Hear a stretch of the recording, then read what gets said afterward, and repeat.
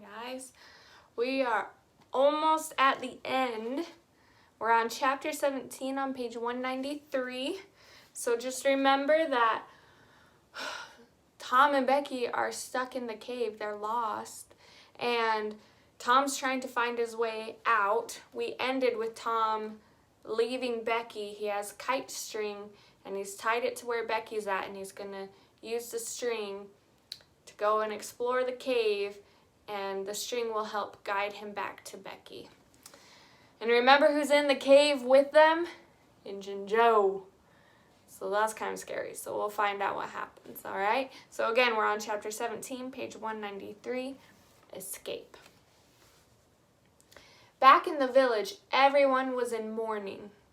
So everybody was sad. It was Tuesday, and the children had been missing for 3 days. So 3 days they were in the cave with not a lot. Well, they had a little bit of food, but then they finished the food. They had cake, remember? So 3 days without food, water, light, anything. Oh my goodness, I can't imagine.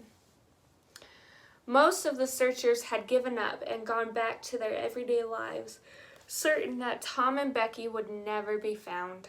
So they tried finding them but couldn't find them in the cave. Mrs. Thatcher was very ill. That's Becky's mom. People who visited her said it was heartbreaking to hear her call Becky's name, raise her head to listen for an answer, then collapse wearily with a moan. Aunt Polly had drooped into a depression, and her gray hair had turned almost white overnight. On Tuesday, the townsfolk went to sleep, sad and forlorn, only to be awakened in the middle of the night by a wild peal from the village bells. So imagine a bell. A peal is what the bell makes, the sound that the bell makes. Within moments, the streets were swarming with frantic, half-dressed people shouting, "They're found! They're found!" Tin pans and horns were added to the din as the villagers gathered and moved toward the river. An open carriage drawn by shouting citizens delivered Tom and Becky into their arms. So everybody was banging their pans and pots and pans, what you cook with. And everybody was so excited. The village was all lit up and alive with excitement. It was the greatest night. The little town of St. Petersburg had ever seen. During the first half hour, a procession of villagers filed through the Thatcher house, touching Tom and Becky, kissing them, and trying to speak. But nobody could. Everyone was crying with joy and relief. So they were sitting at Becky's house, and everybody was coming in and saying hi to them. Aunt Polly's happiness was complete, but Mrs. Thatcher had to get a message to her husband first. He was still out at the cave searching for the children, so Becky's dad didn't give up. He kept looking for them. Tom lay upon the sofa with an eager audience around him. I'm so sorry, guys. That's going to happen a lot. I'm really sorry. So everybody was super excited. They're like, "Tom, tell us your story." He told the history of the wonderful adventure, putting in many extra little tidbits to make it even more exciting.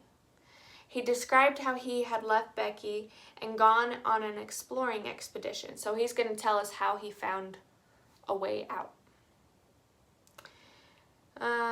How he had followed 2 passages as far as his kite string would reach. How he had followed the 3rd to the fullest stretch of the kite string. And how he had been about to turn back when he suddenly glimpsed at a far-off speck that looked like daylight. At that moment, he had dropped the string and groped, so he kind of got his way towards the speck of light. Reaching it, he had pushed his head and shoulders through a small hole, and there was the broad Mississippi River below. So he had seen a speck of light. A speck of light is very small, okay? And he saw it, and he dropped the kite string because the kite string wouldn't go anymore. And he crawled his way to the light, and he could see, like, there was like a hole that he got himself through, and he was outside, and there was the river, the Mississippi River, right below him. Just think, Tom added, if it had happened at night, I wouldn't have seen that speck of daylight, and I wouldn't have explored that passage anymore.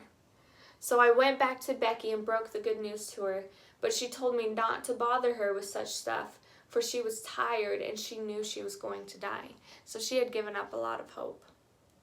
I talked and talked until I finally convinced her that I'd found an opening. Then she almost died with joy when I led her to that blue speck of daylight. So she didn't believe him until he took her to the speck of daylight and she saw the opening. We climbed out and sat beside the cave, crying with happiness until some men came along. I hailed them, so like, hello, come. Oh my gosh, you guys, I'm sorry. I hailed them and told them our story. At first they didn't believe me. They said it was a wild tale. A tale is a story. But they took us home, fed us, and let us sleep for a few hours before bringing us back home. 3 days of toil and hunger in the cave were not to be shaken off at once, as Tom and Becky soon discovered. They were bedridden all of Wednesday and Thursday and seemed to grow more and more tired and worn all the time. Bedridden means that they had to stay in bed all day because they were so tired. They had been starving. That means they didn't have food for 3 days.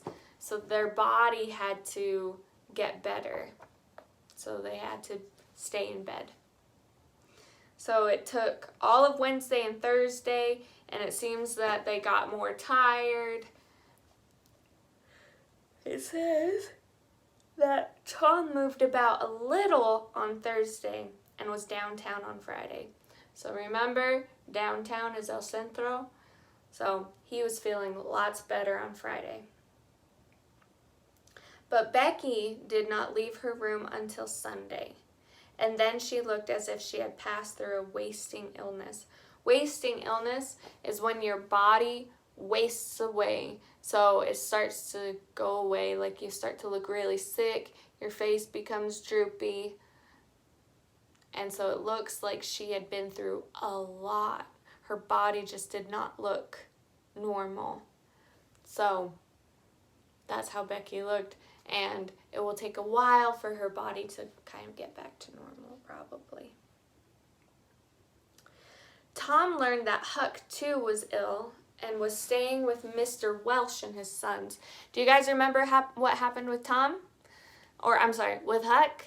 So remember, he heard Injun Joe and his partner were going to go and hurt Widow Douglas. And Huck went to Mr. Welsh and his sons and asked them for help. So he went to visit his friend and was warned to keep still, not to excite Huck, and not to mention the incident with the Widow Douglas. Tom had already been told of Huck's brave act and about the discovery of a body in the river. A body identified as Injun Joe's partner. The man had obviously been drowned while trying to escape from the Welshes. So remember, the Welshes, they were like, no, we didn't catch them. But apparently, Injun Joe's partner died in the river as he was trying to escape the Welshes. That's crazy.